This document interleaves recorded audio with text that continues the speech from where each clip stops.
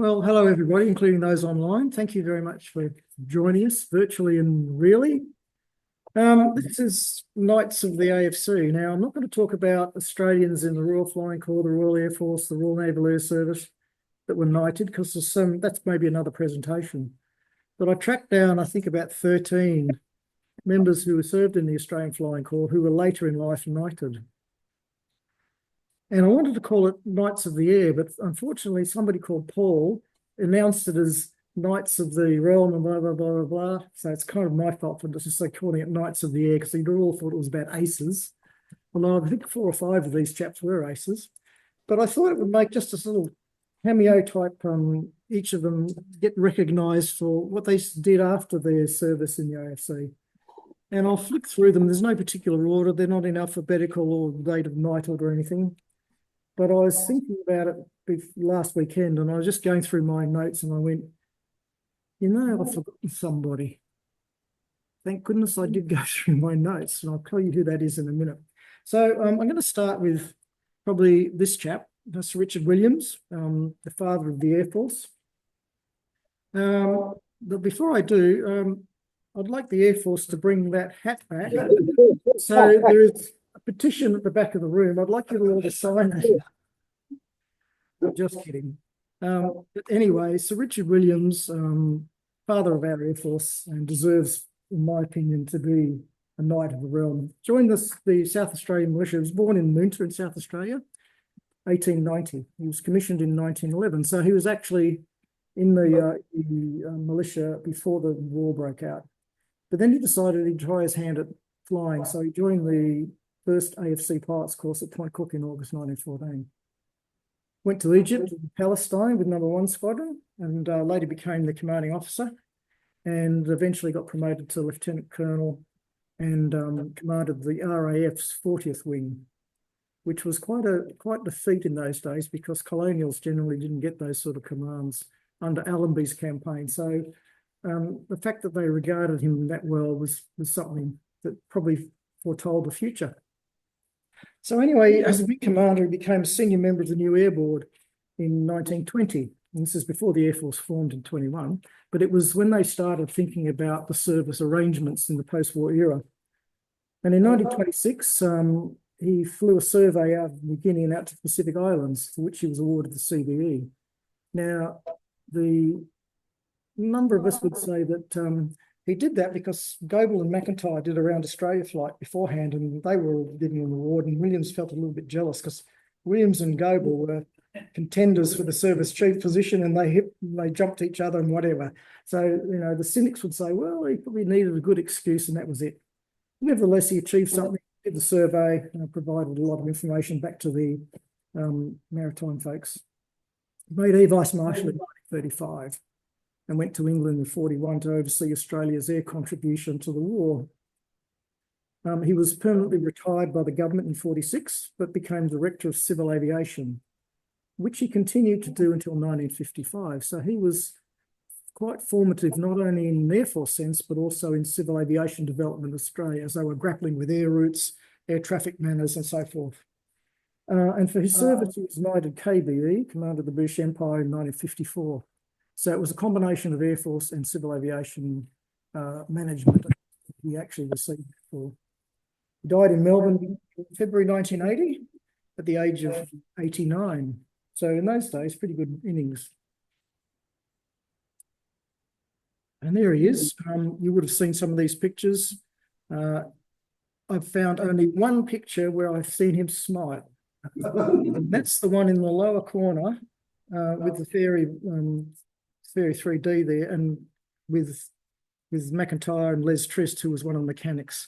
And he's actually smiling in that photo. But everywhere else, if you can spot him in the picture up here, next in the second row, next to Reynolds, the big bold chap next to him up there. Can't quite make it out. It's in there. Not smiling, not smiling, not smiling, grinning, not smiling. So there you go. I rest my case. So that's Sir Richard Williams. The next one you've probably heard about is Lawrence Wackett.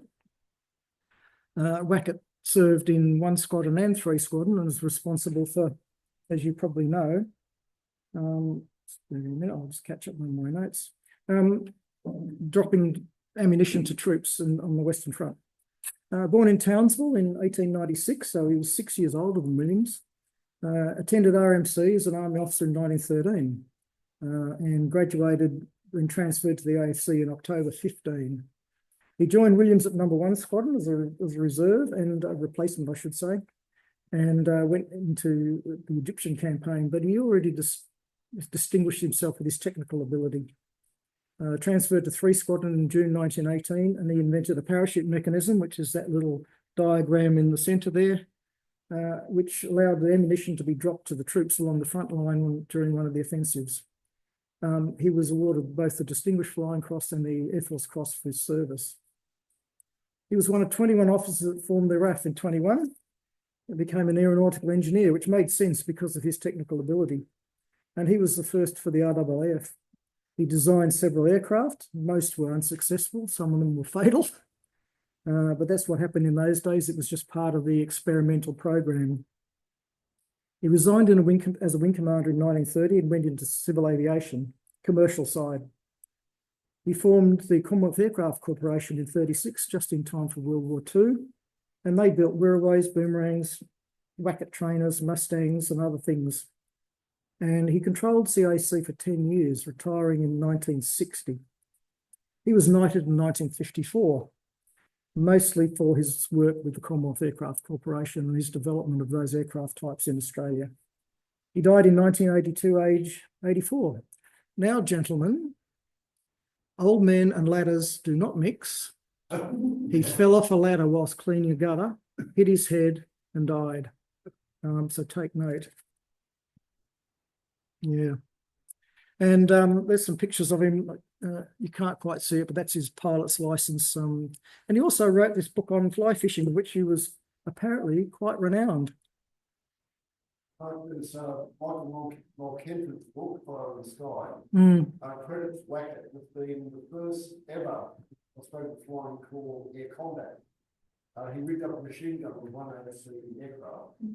And so... Okay, yeah, one was Ross Smith's too, one of the very early ones, which is not really credited. Anyway, yeah, possibly. But the picture before, I think it shows him on one of the machine gun things that on a scarf ring he's got there. There was a lot of intimate action. Oh, yeah. There was. So that was Lawrence Wacket. The next is Hudson Fysh, and of course you all know that he and McGuinness formed Qantas back in those days. Fysh was born in Tasmania in Launceston in 1895. He was a trooper at Gallipoli, and he joined the AFC on transfer in 1916 as an observer. And during his time, he was claimed a few kills and was later awarded the DFC for that action.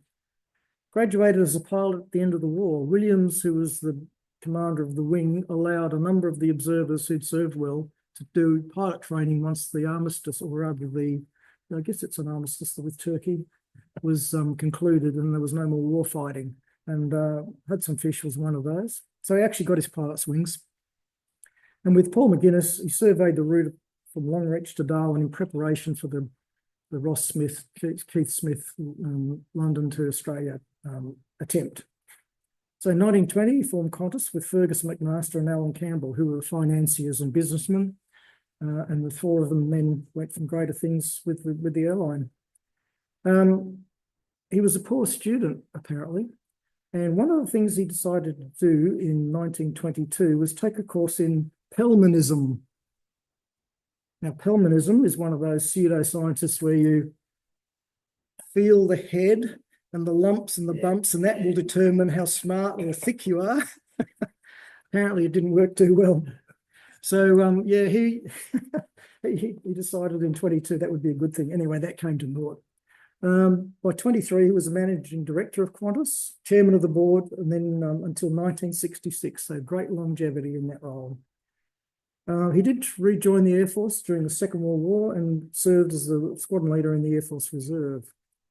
He died in April 1974, age 79, and the Qantas story continues. The one thing I didn't put on my notes is when he was knighted. I think it was in about 1950-something, 55-ish. Next one you've probably heard about, Sir Ross McPherson Smith. Had a tragic end, a very sad end, unfortunately. I'll come to that. Born in Adelaide in December 1890. And he joined the Adelaide Rifles in 1913. So another one was a pre-war militia chap. He went to Gallipoli in 1915, but in 1917, his experience there convinced him that his rest of the service should be in the air, so he transferred to the AFC in August. Qualified as observer in 1916, was awarded the Military Cross for some of his exploits, which I'm not going to go into. They're long, and many of these, it's not enough time to continue, but just to give you a flavour for the man. And he later graduated as a pilot in 1917.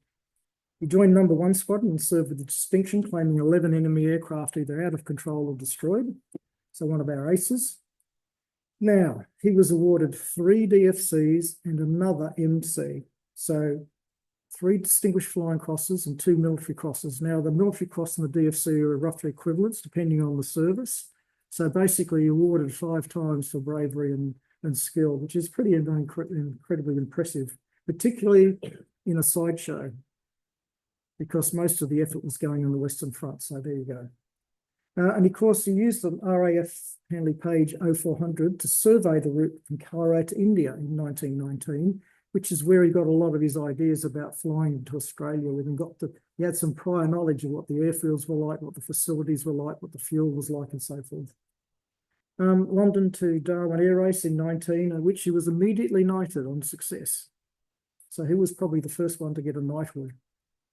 Unfortunately, he died in a test flying accident in the UK when he was just 31 years old in April 22. His body was repatriated to Australia and he's buried in Adelaide. And that's the memorial in the gardens in Adelaide. You can see on the right there. And of course, the foursome that flew the Vickers Vimy across to Australia.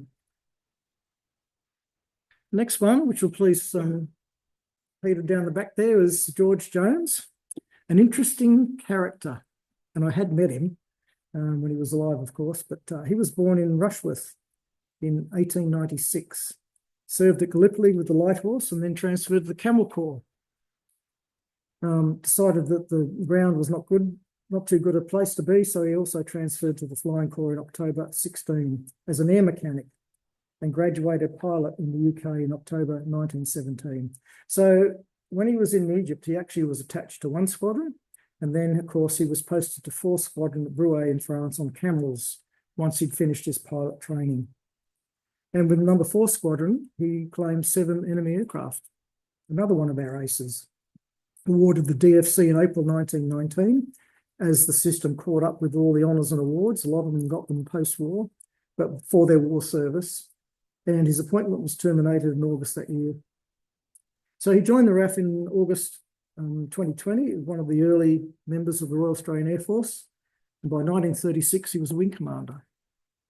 During World War II, he was Director of Training and then Chief of the Air Staff in 1942, through a very unusual and different sort of circumstances, because he was about No. 6 on the list, wasn't it, Peter? Yeah, and he was not the one that was next in line to be promoted. And it was to replace an RAF officer that the government felt that they needed at the time of crisis in the 41-42 period. So they all went through the list and went, Bostock, no, we don't like him, he's political. They went through the whole list and they got to Jones, and all the politicians at the cabinet went, Jones, never heard of him, he'll do. Got promoted. So luck and happenstance. So the hostility between he and what should have been the No. 2, Bill Bostock, continued throughout the war, and it's a long saga. But Bostock was retired and Jones was kept on. And Jones retired in 1952 after 10 years as chief. I think still the longest serving chief of Air Force that we've had. He was knighted in 53 on retirement. He dabbled in politics and failed miserably.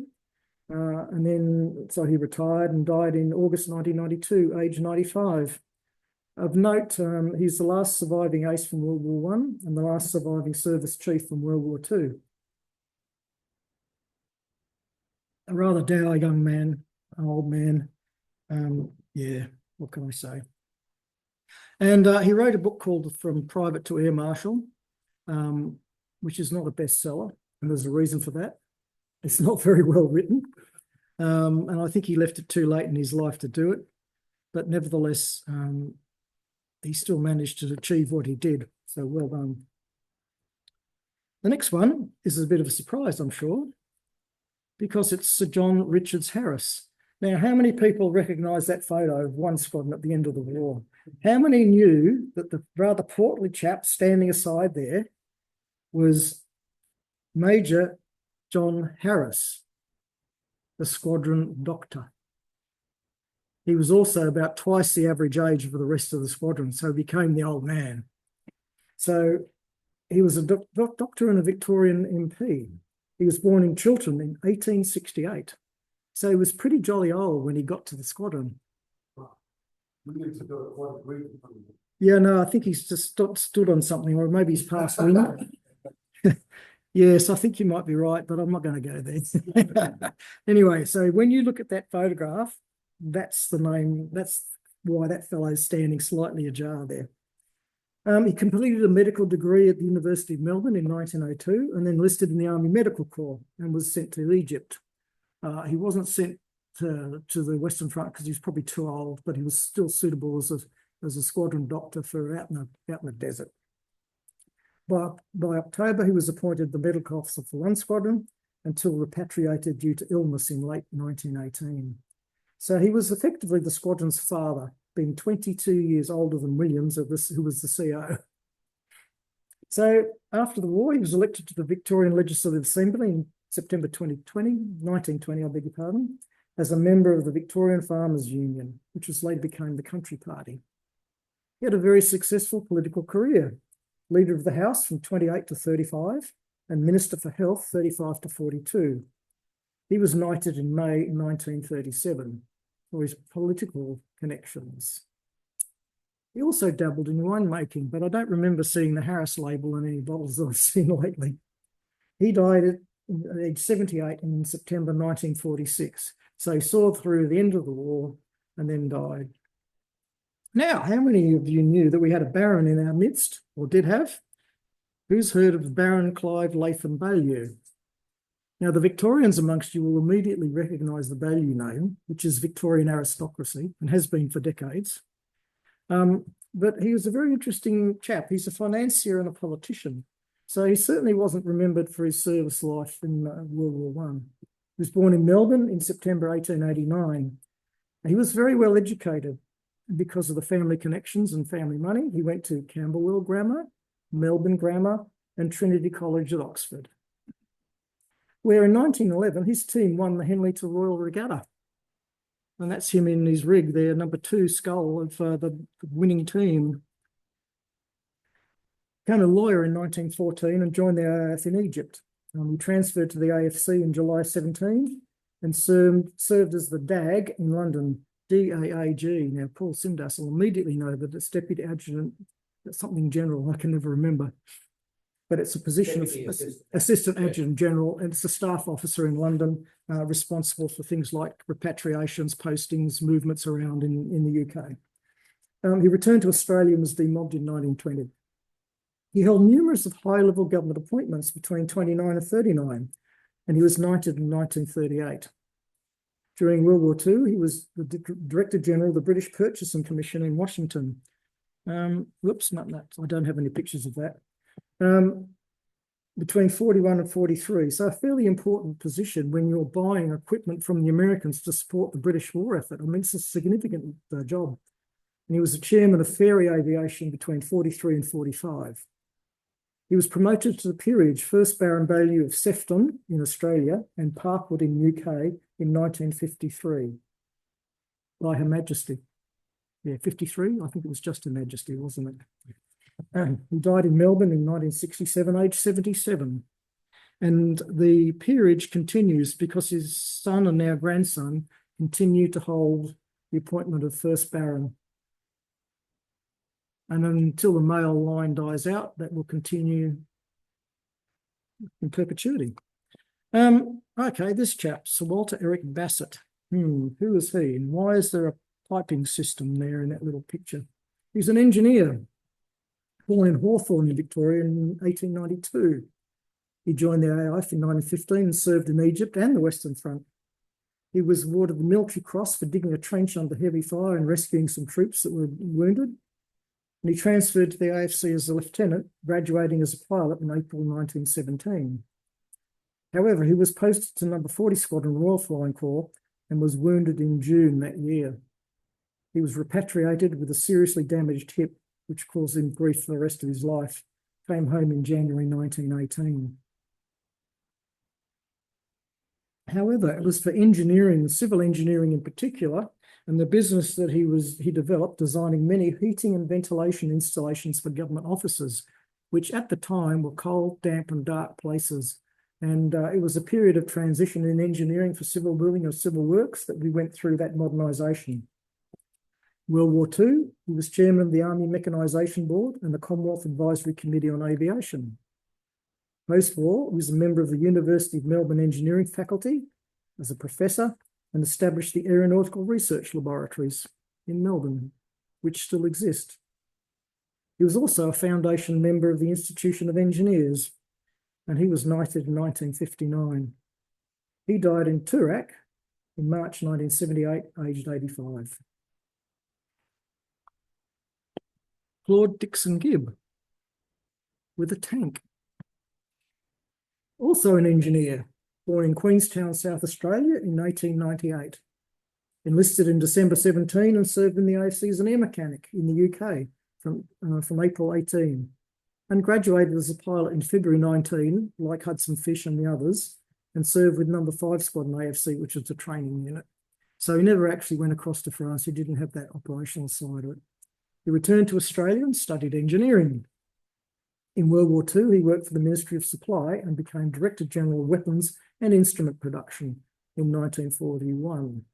Critical year for Australia as Japan enters the war, and we had to survive. Later on, he helped produce Centurion tank, which I hope that's a Centurion. Yeah. If it's not, I got the wrong tank, but they're all targets as far as I'm concerned, but we won't go there. And he was knighted in 1945 for the work that he did on that and other projects. He was elected a Fellow of the Royal Society in 1957. Now that is a significant appointment. The Royal Society was established at the time of Joseph Banks way back in the 1700s. You can only become a member by election of the peers and of the board. Basically someone has to die before there's a vacancy. So to become a Fellow of the Royal Society is a significant achievement in your life. And post-war, he chaired a number of engineering firms and worked on nuclear energy. He collapsed and died in Newark, New Jersey, whilst on a purchasing mission in 1959, age 60. Which these days we would say was a very young man, wouldn't we? Bert Chadwick, another 1 Squadron chap. Champion sportsman. Born in Beechworth, Victoria in November 1897. Enlisted in the AOF as an air mechanic after adding a year to his real age to get him across the line with the recruiters. I don't think in those days they took too much notice. Served in the Middle East with number 1 Squadron. Played Aussie rules and cricket with the squadron and was quite a talent. Promoted sergeant in 1918, and he was awarded the Meritorious Service Medal, MSM. Returned to Australia in 1919. He joined the Melbourne Football Club in 1920, and by 1924 was team captain. He was a runner-up for the Brownlow Medal. Between 1950 to 1962, he was chairman of the club, and they won 5 premierships under his, guidance. During World War II, he joined the RAF as an administrative officer, rising to the rank of group captain. Post-war, assistant general manager of the Gas and Fuel Corporation, which has now been privatised, but in those days it was a government-owned instrumentality. But between 1965 and 68, he was president of the Melbourne Football Club, and he had the temerity to build a new stand at the MCG for the members, and they were charged an extra $5 a ticket to go and sit in it. Outrageous. However, he was knighted in 1974. He died in Toorak at age 85 in October 1983. Sir William Owen, High Court Judge. Born in Hunters Hill, New South Wales, so he's already on the path to glory. November 1899. He ran away and enlisted in the RAF in December 1915, claiming he was 18. Served on the Western Front with the engineers, was gassed in May 8, 1918. So he transferred to the AFC after he'd recovered, and was in pilot training when the war ended. So he never actually got to the final graduation. His appointment was terminated, like many, in November 1919. So he tried politics post-war, but also failed. So he decided to study law. In 1936, he was an acting judge of the Supreme Court in New South Wales. So if you think about it, that's a pretty rapid rise in terms of the legal profession, apparently. I believe that. He chaired the Royal Commission into Espionage in 1954 after the Petrov affair, and that got his name well known in legal circles. And he was knighted for that and other things he did in 1957. He went to the High Court of Australia in September 1961, and he joined the Privy Council the following year. He lost both his legs to an aneurysm in 1967, but still continued law, and he died on the 31st of March 1972, aged 72 years old. And that's a picture of him with the cadet band. The white stripe is during his cadet service. He still used those, I'm pretty sure. Peter Drummond. So Peter Drummond, a very interesting character. Born in Perth, Western Australia on the 2nd of June, 1894. He enlisted in the AFC in 1940, sorry, in the AIF. He enlisted in the AIF in 1914, but because of his slight build, was made a medical orderly.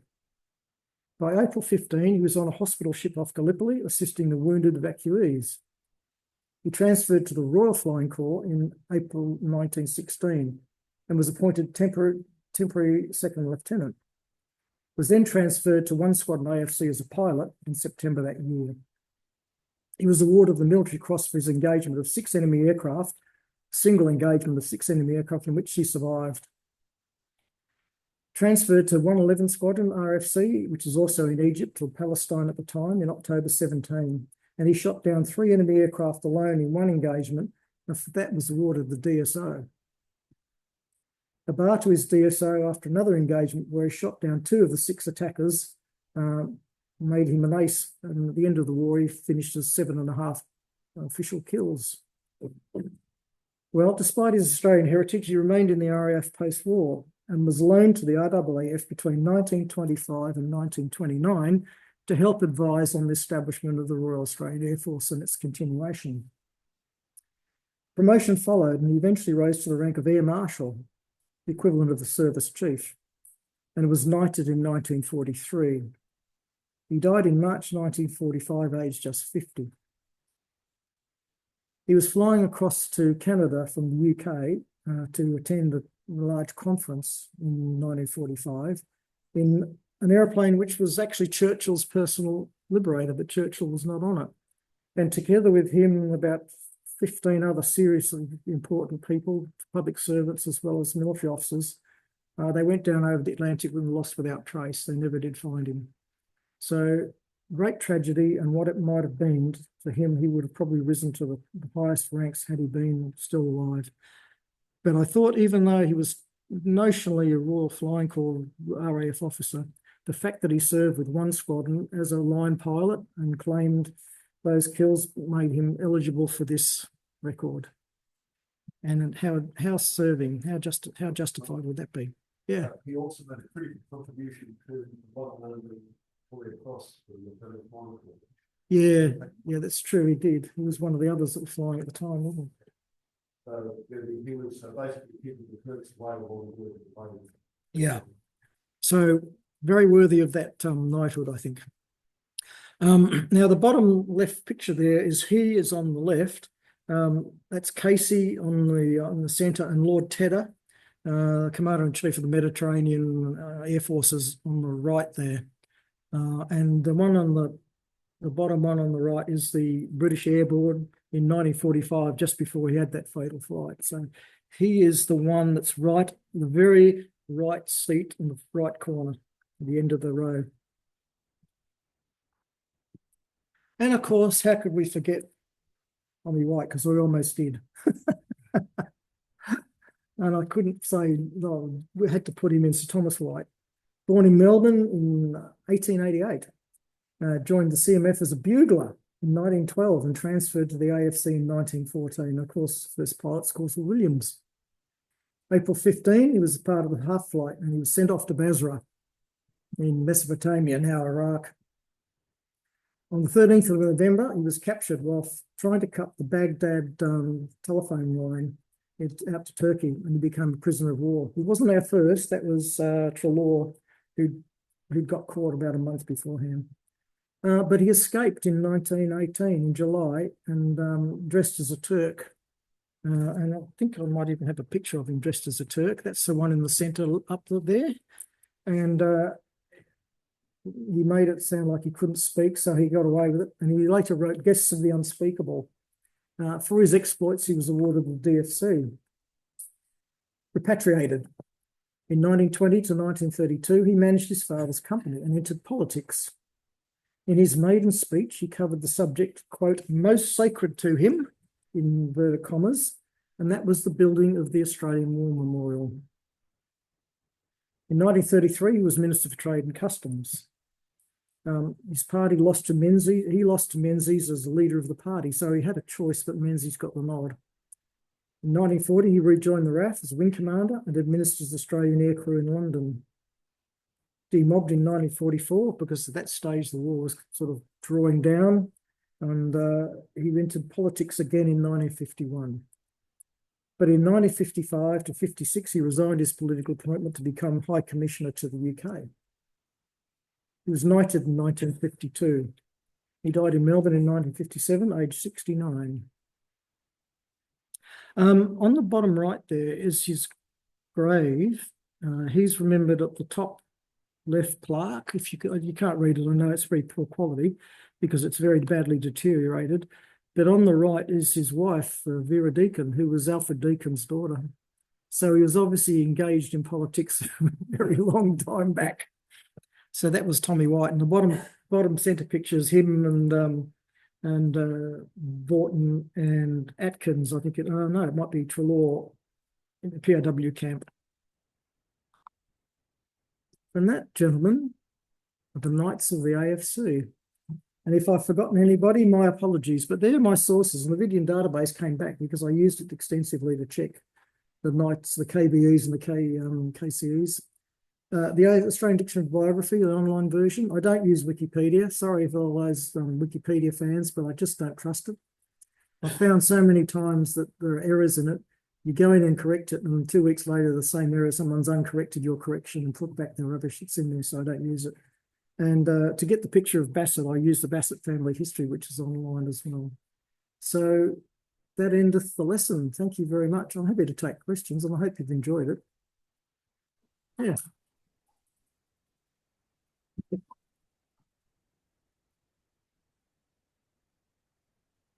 Seems to me, Mark, you've done a lot of research and it's the coming together of the different personalities and seeing if there's any trends. One trend I see is they're awarded a knighthood late in their lives. Yep. Yep, for their civil work, yeah. Yeah, most of the knighthoods were in the 50 period, 52 to 55-ish, because at that stage in their life, it was about the time they would be eligible, I guess. You know, to get a knighthood, you've got to have done some significant life work for something or somebody. You don't get too many knights of the realm, except like Ross Smith, who would have been 20-something when he got it. You'd have to be in your 50s or 60s most of the time. But yeah, each of them contributed their own way to Australian society, and it wasn't their service, but their service life set them up in many ways. I mean, they would have learnt about leadership, about comradeship, about making plans and so forth. And even though they only made it to cadet with pilots course, it gave them that drive. That would be my assumption. Now, if I've missed anybody, I apologise to them if they're up there watching and going, "You forgot me." But there were quite a number of knights, Australians in the British services as well. Well, yeah, he served, in the Royal Flying Corps, I think, in the Royal Air Force. So I didn't actually go into them, and I thought it'd be too long a presentation, and maybe for another time. But I just thought they needed to be remembered because they've all gone now. They all had their own little foibles and so forth and things that they had to do. James, Fine. So when you met George Jones, yeah. do you try to get information out of him? What was the truth? No, I think it was when I was a cadet. See, Okay. I went to the Air Force Academy, and every year they used to have a memorial to the Flying Corps at Point Cook. And if you go to Point Cook, at the end of the parade ground, there's this sort of plinth which has Australian Flying Corps. It's got other things on it now, but back then it was, and they used to come on about Remembrance Day. And because first year cadets were the Guards of Honour, we also had to parade and got inspected. And George Jones was one of the ones that turned up in 1975 or whenever it was, 74. So you got to meet these guys. But of course, you know, when you're 18, you don't know who's this old codger, you know, you don't know who they are, what they've done. So in later life, I thought, you know, it's a shame I didn't really get to say hello. But I was lucky because I'd met Williams, I'd met Wrigley, I'd met George Jones, which is a privilege to meet the founders of your service. And very few people have that privilege bestowed upon them. So I always took that as being part. Yeah. One interesting thing I've heard from George Jones is he laid claim to having designed the current Adelaide incident. Yeah. Well, the guy who's the top of the service, I wouldn't have thought it's a whole lot of time to sit there doing designs. Well, it's like the Army board used to spend hours and hours designing the Army boot. Oh, okay. You'll know that story. You know, they spent 10 minutes on the promotion list on the next move of the cavalry unit, and they spent 2 hours discussing whether it should be a black boot or a brown boot with black laces, or whether it should be leather or whatever. It's the same sort of thing. They focus on the minutiae because they can, whereas in the majority of other things, the decisions are made for them. Either the government have decided, or some other influences made it happen. So yeah. Mark? Yes. Thanks very much for online, I am. Yes, gotcha. Thanks, Mark. Look, fantastic talk. I really appreciate it. Just before I go into some comments on that, I'd have to agree with you about Wikipedia, because I've been on that receiving end too. The first time about 10 years ago, and it was to do with the page on 78 Squadron, and they just overwrote the stuff, and I didn't pick it up for a while. But when I did it, put it all back again. I said, "Oh, someone's made a mistake." Within 2 weeks, it was all changed. So I can understand it. It was interesting in your talk, because in the preview about it all, you said there was 12. I think there's 12 people. And about sorry. That was the one I forgot. I forgot about Tommy White. Oh, right. 13, I think it is. Yeah, well, you had 12 pictures of the people at the end of it all, so I thought he was in it. One missing. Yeah. And as you said, most of them are from 11 Squadron. I found one from 4 Squadron, but I'm writing a book at the moment about 69 and 69 3 Squadron. Right. And I was intrigued when you mentioned Clive Latham Ballieu, because his brother was in 3 Squadron. Yes. Tom Latham. And there was another one in 1 Squadron. It might have been Clive Ballieu. You might have transferred. Yes, you're right. There was a brother. Yes, yeah. Cousin, yeah. Yeah, he was in 3 Squadron. He was a couple of years younger. Yeah. On that. It's very interesting. Also, too, just one comment. You mentioned about the Royal Society was at the time of Banks. Actually, the Royal Society was formed about 80 years before Banks was born. Oh, yeah, I know. It goes back a little bit into the 1660s. Something like that, yes. Yeah, November 1660. Yeah. He had a lot of distinguished people like Wren and Newton and back then. Captain Cook was a member too. Yes, later on he was. Yeah. A fascinating talk. Something you don't think about the nights. Yeah, I think Paul was after. I think last year you said, we'd like to fill in the speakers list. Have you got something you might like to talk about? And I thought about it. I think I came back to you about a week later. So how about Knights of the AFC or Knights of the Air or something, didn't I? It just dawned on me that maybe we hadn't covered it, because we've always covered aces. We've always covered famous cricketers, thanks to Gareth and others. And how about knighthoods? And we don't even think about it because knighthood's sort of gone now. No. But yeah, it's You, worth. you got any ideas or theories why there are so many knighthoods from the one squadron and next to nothing from anyone else? I think So- it's happenstance, really. I mean, one squadron, it wasn't the squadron, the things they did in the military, it was all their later life. Yes. So it's almost I just want. Sorry, I was just wondering if it was some sort of boys No, I don't think group so. or. I mean, Right. George Jones didn't spend much time in one squadron, though he was one of the 7. But his service was all Western Front mostly. And Ross Smith, of course, because of his aviation skills, not necessarily because he was an ace. It's just different. And all the fellows that were troops, like Sir John Harris, the squadron doctor, he was just he didn't do anything special. Maybe a few people with dysentery and all those other tropical diseases and occasional wound. And BD and everything else, yes. Yeah, exactly. Yeah. Very good. Thank you very much. I hope everybody enjoyed it. Mark. Yeah, I did. The first Baron, Yeah. did he stay in England after World War I? Because he was in the UK for, he said, the Purchase Commission. Yeah. Or the RAA. Yeah. No, for the British in America. Yeah, I probably skipped it, but I'd have to go back and look at the Australian. I'm just intrigued as Yeah. to how did he get into that role unless Connections. he was in the British circles. Well, I mean, when you win the Henley Regatta and you go to Trinity College, Oxford, hello. The only thing he failed is he didn't go to Eton or Harrow. But yeah, I think it's through family connections and then, you know, becoming, going into the law and all that sort of stuff. Yeah. But interesting. It's interesting that the grandson has now got the peerage, and you think the guy could be a complete loser and a hopeless drug addict or something. He's still Baron, first Baron Bayou. Peter. Hang on, John. Hang on. Go ahead, Peter, and then John. How many times did he come to Australia on exchange or replacement? Well, he certainly was in 25 or 29 as squadron leader. And he came back with one of the reviews, the British officer they sent out in 1938 to review salmon. No, it wasn't the salmon review, it was the other guy, the next one. Sorry? Yeah, no, it's just that there was one time he was exchanged for Jimmy Goble. He went to Britain. Yeah. I've seen a bit of correspondence between Williams and Drummond or something saying, you know, it's a shame you can't stay longer. When it's a shame we can't keep going with England. Yeah, I know.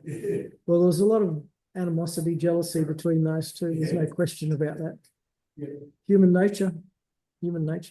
Oh, John. I was going to follow up on that. You mentioned that dodgy relationship between Goble and Williams. Just remember that John Goble was a member of, his son was a member of this society. Yeah, I know. I remember. Yeah.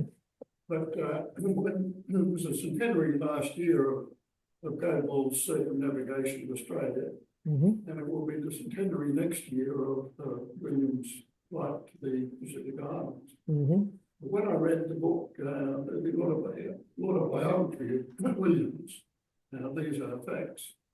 He does not mention Goble's circumnavigation of Australia, and they got the Britannia trophy for that flight. The book, These Are Facts, is anything but.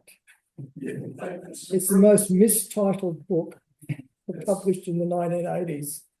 In my opinion, by the way. There's a lot of facts that are missing, and there's a few facts that have been extremely stretched.